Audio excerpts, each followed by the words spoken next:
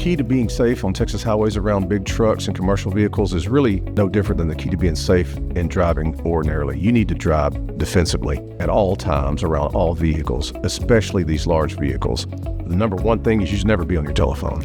No person should ever be on their telephone when they're driving, nor should they engage in any other activity that takes their primary focus away from the operation of the vehicle. Now, specifically with respect to large vehicles, people need to understand that at 80,000 pounds, they don't stop like a car stops. It takes those vehicles a lot longer to stop. They cannot maneuver as agilely as a small car can. You always need a way out, especially in traffic in the big cities and stop-and-go traffic.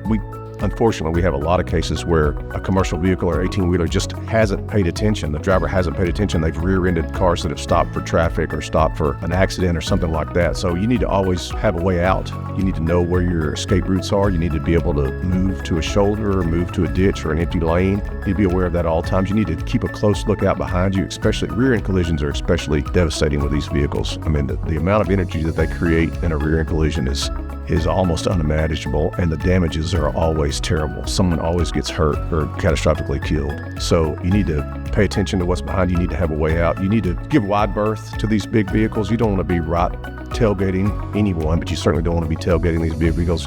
You don't want to allow these vehicles to tailgate you. You need to move over. If you have to exit, you need to give a wide berth to these vehicles. But for the most part, it's the same defensive driving you do everywhere else. You need to pay attention to what you're doing at all times, but with a particular eye to these large vehicles.